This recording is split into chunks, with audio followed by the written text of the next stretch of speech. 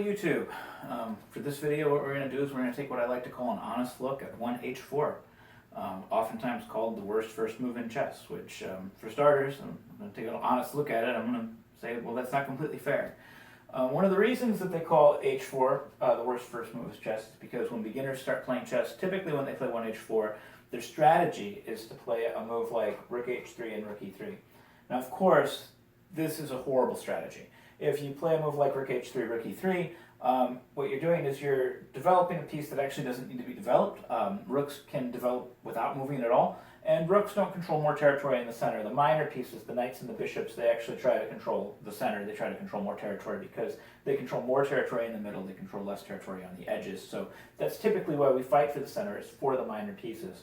The rooks, on the other hand, they can develop actually without moving, and they perform important functions actually just on their squares, just by themselves. They're important for things like castling, for king safety and things like that. So if you're playing h4 with the idea of developing your rook with rook h3, rook to e3, it's a horrible, horrible move, and you should never ever do it. However, if you just want to play h4 as maybe just an offbeat kind of crazy weapon, it's maybe not so crazy. It's not as bad as its reputation. It's maybe as bad as, like, say, other offbeat moves. Like maybe it's as bad as a move like, say, b4, Sokolsky's opening. It might be as bad as a move like, say, f4, Bird's opening, or maybe even a move like c3 or knight c3. It might be in that category of kind of offbeat move. It's actually a little bit better than some other offbeat moves. Like, it's a little bit better than maybe the Grobs. It's a little bit better than f3. It's a little bit better than a move like, say, knight h3 or knight a3. It might be on par with maybe the other wing move. It might be on par with a move like, say, a4. So the question is, like, if we're going to analyze this, and we're not going to analyze this as beginners, we're going to analyze this as strong players or maybe more advanced players, and we want to know what's really wrong with h4. Like, what's the problem? When we talk about h4, we're going to have to talk about structure. We're going to have to talk about different structures that we can achieve after 1h4. And we have to talk about, is h4 going to be a useful move within that structure? So I've put up 5 possible structures that can be achieved after the move 1h4. And what we're going to do is we're going to talk about, like, how to get to these structures, what can happen when we get to these structures, and whether h4 is useful in these structures. Now, actually, the first 4 structures that we can achieve with the move 1h4, I think are actually pretty favorable for white. It's only the last structure, like the Park and the King's Indian defense reversed, that it's going to pose white an awful lot of problems. So this is the structure. If you have to face 1h4 or something equally crazy in one of your games, and you need to try to get an advantage, and this is becoming more popular online or in Blitz, and even strong players, even grandmasters are having to face maybe crazier moves like this, like 1h4, and they don't know exactly how to navigate the structures to get to a position where they have an advantage. I'm going to talk about that. I'm going to talk about how we can navigate to a favorable Perk or a favorable King's Indian defense, and how we can avoid the minefield of hitting these structures where the positions actually favor white. So, for starters, most people's reaction to this is, I'm just going to throw both pawns in the middle and that should be okay. So they play something like e5, and now white needs to try to find a way to make h4 useful. So he's going to play a move like c3, and then d5, and then white plays a move like, say, d4. He's playing kind of like a reverse Carol Khan. Now this is what I want to talk about, like with the move 1h4. People look at a move like 1h4 and they say, this move doesn't do anything. That's not true. Every move in chess does something. So, and every move in chess, especially in the opening, a lot of times will have something to do with the middle of the board. And as you become a stronger player, you actually start extending your view of the center of the board. It's not just these 16 squares. It's deeper than that. It's bigger than that. It's certainly, when you first start, you think of the center as just really these 4 squares. You extend it to this, and then as you become an even stronger player, you extend that whole center to this. We can call this like our extended center, is this whole thing. And when you start playing deeper openings like the Ruy Lopez, and we start fighting for the middle of the board, we start fighting for this entire area, we start fighting for this extended center. One of the things that you're going to learn as you become a better player is certain squares are simply more favorable in the middle of the board. Like knight f3 is a great square for your knight, that's great, it controls 8 squares, it's wonderful. But as we move this knight maybe further up the board, this becomes more favorable. Like knight f4 is an even better square, and knight f5 is a spectacular square. Knight f5 is maybe the best square you can ever get your knight to attack. So in order to get our knights and our pieces to these really super ideal squares, we have to control more of the middle than we would typically think that we need to control. We have to start controlling the squares that are next to these squares. We have to control maybe g5 helps us control f4, or maybe g6 if we can help gain control of this, then we can control f5. So we have to start extending our idea of what the center is. And this is what h4 does, is it starts controlling this extended center kind of from move 1. And as black, we kind of have to say, hey, I'm not going to let you get a formation where this control of the extended center is very good. In this situation, if we were to play a move like, say, we have 3 options here as black. We can capture, we can defend, we can push. If we were to push, we've completely justified White's entire strategy. He's controlling f4 now, and he's controlling his extended center, and it fits in perfectly with his plan. This is maybe a favorable Caro-Kann or a favorable French defense. And White could just continue with a move like, say, bishop f4. And actually, I think White's maybe even a little bit better here. He's going to play like a favorable Caro or a favorable French, depending on how you want to look at it. He's going to play e3, he's going to play c4, he's going to continue with queen b3, knight c3. And he's going to obtain this favorable French defense with the bishop outside of the pawn chain, where h4 by no means is a useless move. It's very useful.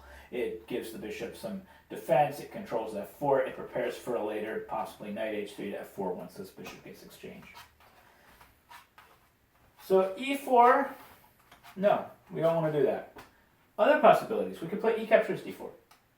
And then White would proceed with c captures d4. Well, what are we playing here? In this position, what we're playing is we're actually playing a queen's gambit declined exchange variation with h4 thrown in. And the question is this position bad for White? The answer to that is no. Actually, one of the things that White has done here, or more to the point, one of the things that White hasn't done here, is White hasn't committed the rest of his pieces. And this is important because White can actually choose the most aggressive possible setup for his pieces because of this. And what's interesting is h4 fits into that setup beautifully. So like, let's say after knight f6, I could play bishop g5, bishop e7 or c6, knight c3, bishop e7, e3, castles, bishop d3, and White fully intends to develop this knight not to f3 but to e2. And actually at this point, I think after rook e8, knight g to e2, we've actually transposed into a main line where h4 is the theoretical move. And I would like to point out that in this particular position, many grandmasters will play move orders to avoid this. They do not want to get here as black. They are terrified of something like this because this is really White's most aggressive possible formation that White can achieve. Kasparov would actually avoid this position with black. And at this point, h4 is by no means a useless move. And at this point, you have to look at h4, and also h4 makes a ton of sense. When I played h4 on the first move, I'm kind of saying, hey, I'm etching out this square, I'm etching out f4, and I'm going to maybe try to develop my knight to f4 if possible. I don't want to develop it to f3 if I don't have to. I'd like to develop it to f4 because I played this h4 move, this crazy h4 move on the first move.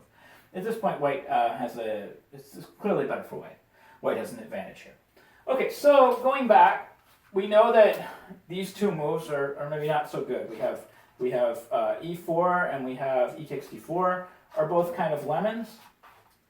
So what's Black's alternative to these two moves? Well, he can just defend it. So we have c3, d4, knight c6. This makes sense. We just defend it and we just maintain these center pawns. This makes a ton of sense because I played h4. I'm kind of etching out f4. So the one thing you don't want to let me do is you don't want me to plant a piece here. So you'd like to try to maintain this pawn center, or at least if I capture it, you'd like me to get rid of one of my central pawns. So in this case, White could try to maintain this pawn formation if he wants, but the problem is it's really awkward to continue developing White's pieces. Like let's say knight f3 putting pressure here.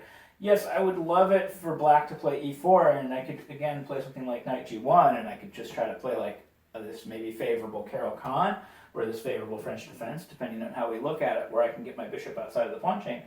But he could just maintain the position with bishop to d6, and it's very awkward. How do I finish my development? You know, it's not so clear. So it looks like White basically has one option, which is to capture, and then he has two ideas that he can play here, both of which are equally interesting. One is he can just simply play bishop f4, and after knight g6, he can just play this kind of Caro-Kann reverse, where he's thrown in h4. And in some situations, if black doesn't play h5, you can actually play h5 as white, and it makes black's position fairly awkward. So this is a position, I wouldn't say this is better for white, it's probably just equal. White can, after knight here, he needs to avoid knight d4, so knight d2. And you have a Caro-Kann reverse where white's thrown in h4, and okay, white has about an equal position. Maybe it's a little bit better for white, maybe it's just equal. It's not so clear, but this is certainly playable for white. Just reverse Caro-Kann where we've thrown in h4, and h4 is kind of a useful move. I have some escape for my bishop. I can play h5 down the road. It's not an unuseful move. The other way white can do this is he can try to use h4 in a slightly different way, which is after takes, he can play g3. And this is another interesting approach, but this is basically using h4 for the traditional reason that he played h4 in the first place, which is to develop this knight to f4, develop this bishop to g2, and then simply to castle in this position. This has its own problems. It's awkward to figure out how to finish developing your queenside. The bonus here is that you do put a lot of pressure on d5. And your castle position is, it's okay. I mean, but, and all the moves that you made previously, they make at least some sense. And there's dangers in both lines. But this is another formation white can choose.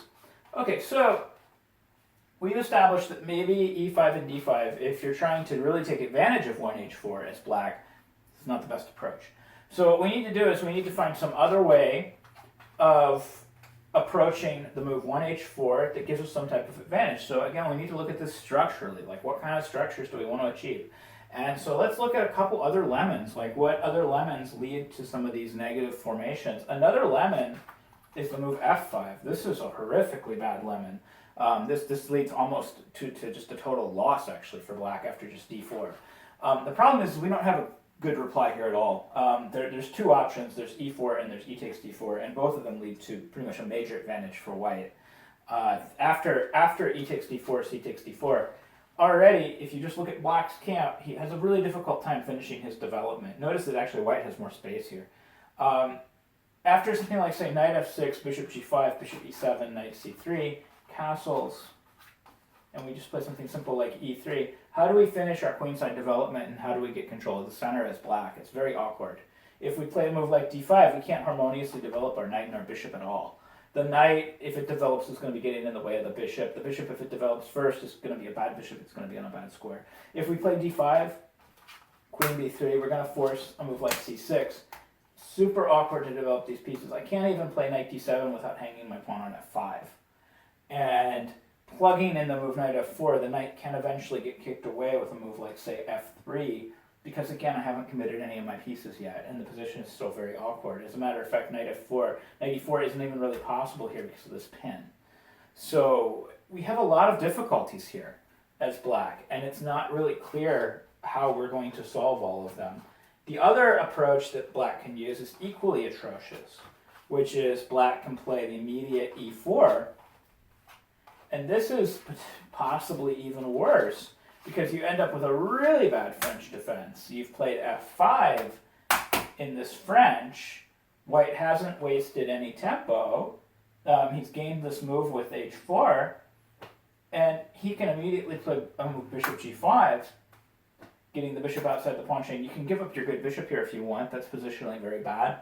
And then white's just playing really good French. Or you can play a move like, say, knight f6, and now we can continue with a move like e3, bishop e7, knight h3, and then say d5, we're just playing a really good French. c4, c6, knight c3, let's say castles, knight f4, and already white's winning. This is a one position for white, as unbelievable as that is, because this is just such a bad French formation.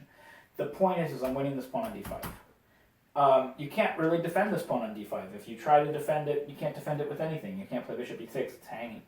So at this point, I'm attacking it 3 times, I'm threatening to take the only defender. You would have to exchange here on c4, bishop takes c4 check. There's not a better move than king h8, and the move h5 is simply winning.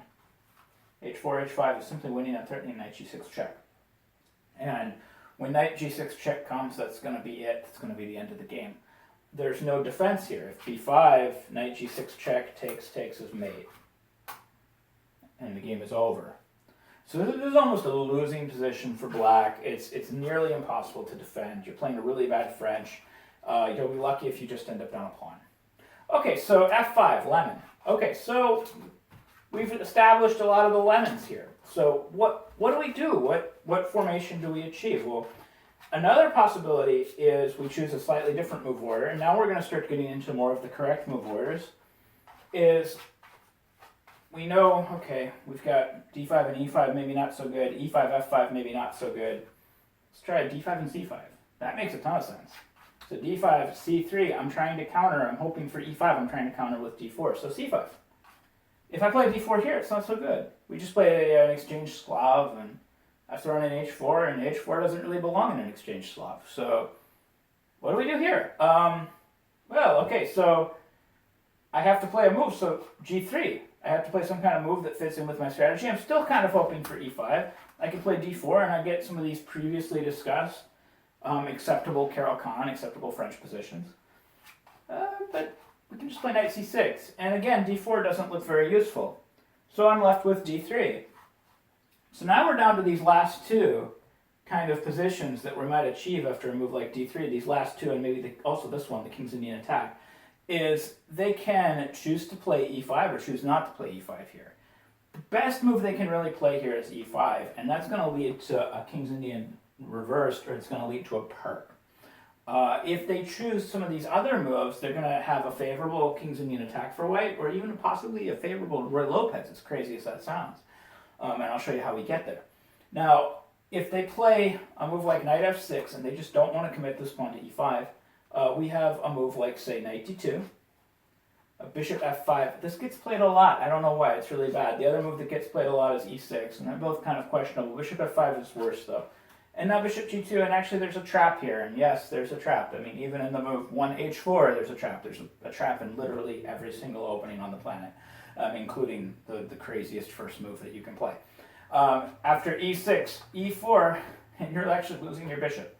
If the bishop retreats, we have h5, or we can exchange bishop retreats, and h5, and unfortunately, you're losing a piece. So in this case, you would have to play at least one safety move before you could play e6. You would have to play h6, and then after e4, then you could simply retreat your bishop to h7.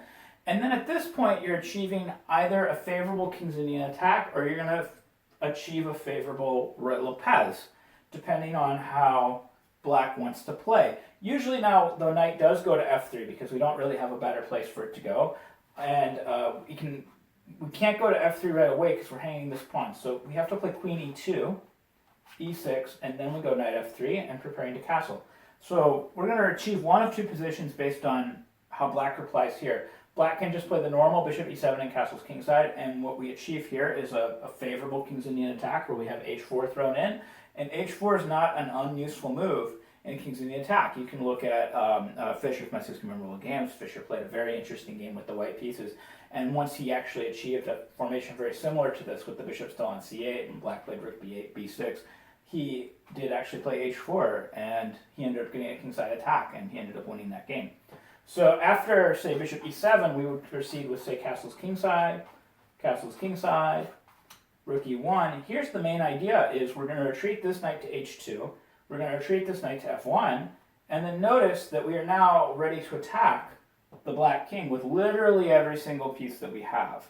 And because of this, white's position is pretty strong. White's doing okay here. This is a slight advantage white. After white retreats this knight to h2 and this knight to f1, he's ready to get an attack with literally everything. And there's multiple ways that he can proceed with this attack. If he hasn't kicked this knight yet, or if this knight is still here, he could actually attack with pawns. He could play g4, g5, and then the knights can actually come to both super strong squares. They can come to h5 and g4, and he can attack with literally everything. The other way that he can attack is he can attack with just pieces. He can play e5 first, defend this with his bishop, and then he can either bring in the queen with queen g4, or he can bring in his knight with knight g4, and he can threaten sacrifices over here.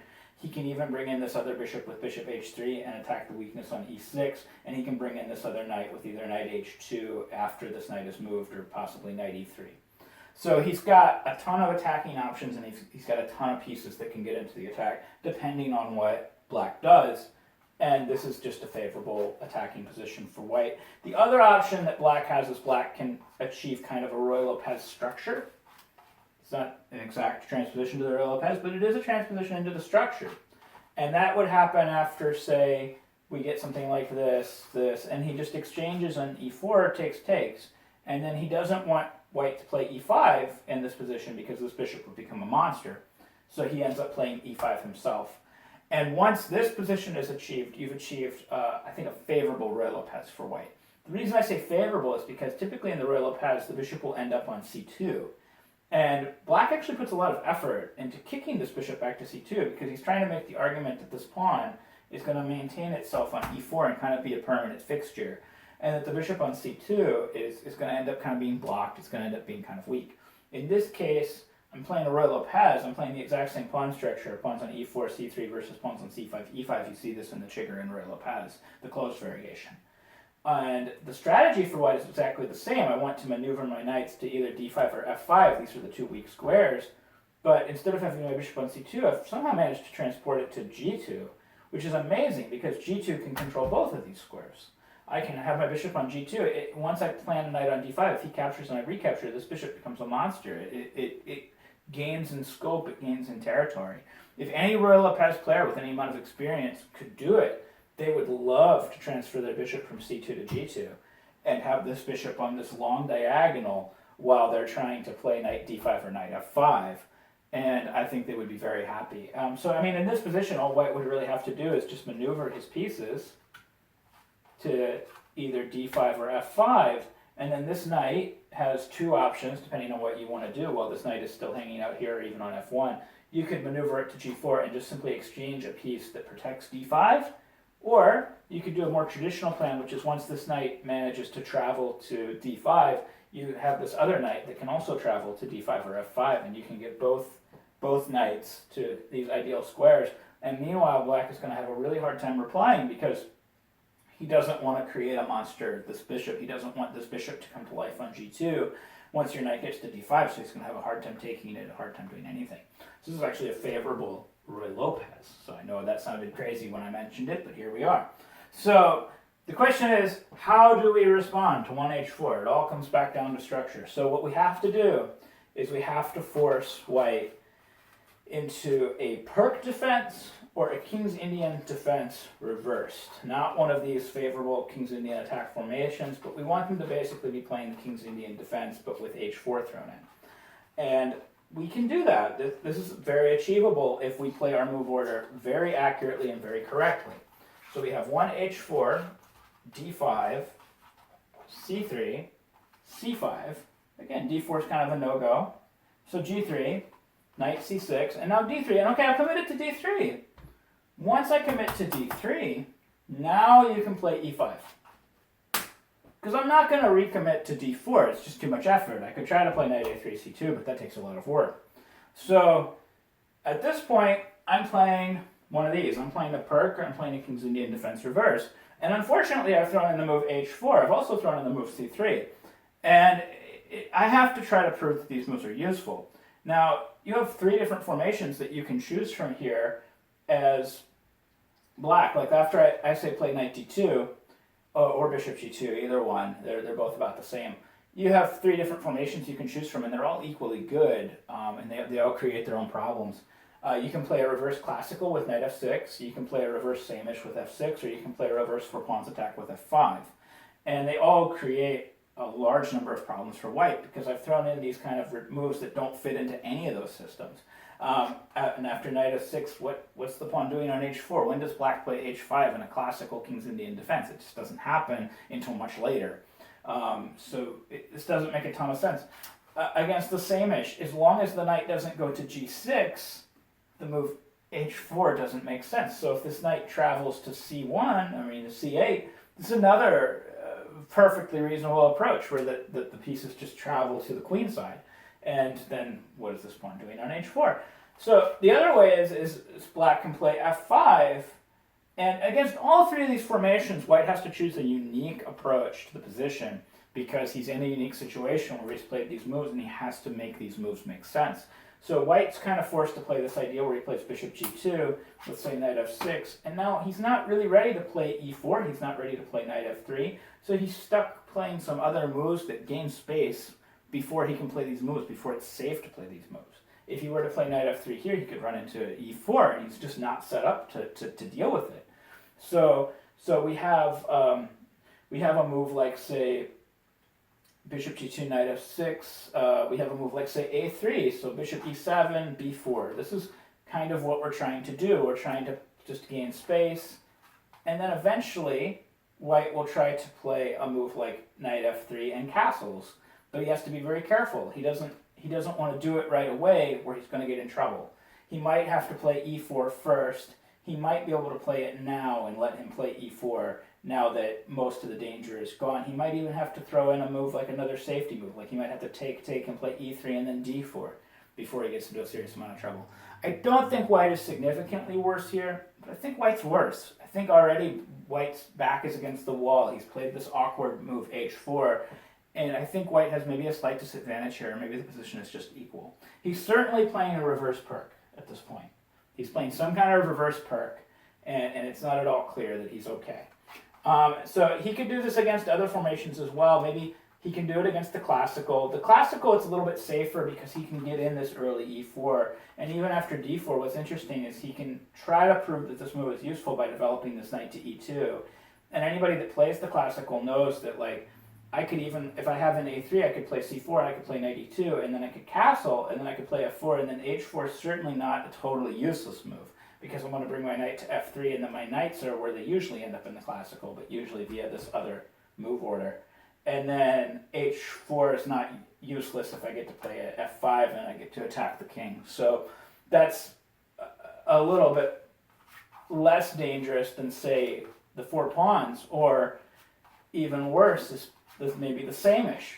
Because in the same-ish variation, against the King's Indian defense, the same-ish is the most dangerous thing that white faces. And when white plays the same-ish against black, it's very difficult for black to meet it. And the same is true in this reverse situation. And the real question is, okay, what's h4 doing here against the same-ish? It's doing a lot if you develop the knight to g6, but if we don't develop the knight to g6, what are we doing? What's h4 doing? What are these other moves doing? You know, so we have knight d2, f6, bishop g2, and then let's just say bishop e6. Okay, and I have to come up with a useful plan. I could play knight f3 and castle. I could play a3. So let's just play a3 just like in the previous example. Now I'm going to play knight e2, b4, and we don't go knight g6. We just go knight c8. And all of black's pieces are preparing to attack the queen side. Black is preparing to play bishop e7, castle's king side, and then proceed with all of his pieces moving this way. And the only plan that makes sense for white at this point is to try to play e4 and knight f3 and castle and try to get all the pieces moving this way. But I'm way behind on that plan. And my plan, I've already played space-gaining moves on the queen side, which, if anything, I've helped out black. Black is going to be moving his pieces to the queen side. And I've already spent all these moves over here. So maybe my strategy doesn't make a whole lot of sense. And this same-ish formation is going to be very difficult to meet. Is white worse here? No, not significantly. I mean, the positions may be equal, or maybe the positions may be a little bit better for black, but white's not significantly worse. You're not. So, okay, so 1h4. Let's just make an assessment here of 1h4 and how it works and what we need to do. So if you face it, or maybe if you want to play it, this is what we're looking at here. We're looking at this move 1h4, and you don't want to look at it like a beginner. You don't just want to say, oh, this move does nothing. It definitely does something. And when we look at it, we want to look at it in terms of structure and what structures we're trying to achieve and what structures we're trying to avoid. We're trying to achieve one of these 4 structures as white, and as black, we're certainly trying to achieve this structure. And we have to be very careful about our move order as black to achieve a favorable King's Indian defense or a favorable perk. We want to play the move order with d5, c5, knight c6, and then and only then e5. And if we achieve that, we're going to force white into one of these unfavorable perk formations or unfavorable King's Indian defense reverse formations. And white's going to be very uncomfortable. But again, as an offbeat weapon, it's not necessarily a bad move. We're not going to achieve a position where we're lost. We're not going to achieve a position where we're going to get mated in the first 12 or 13 or 14 moves. We're just going to achieve a structure where maybe h4 is not the most useful move that we could have played. So that's an honest look at 1h4. I hope that this was informative, and I hope that you know more about chess than when you started. If you liked the video, please like, please comment, please subscribe, please share. Thank you.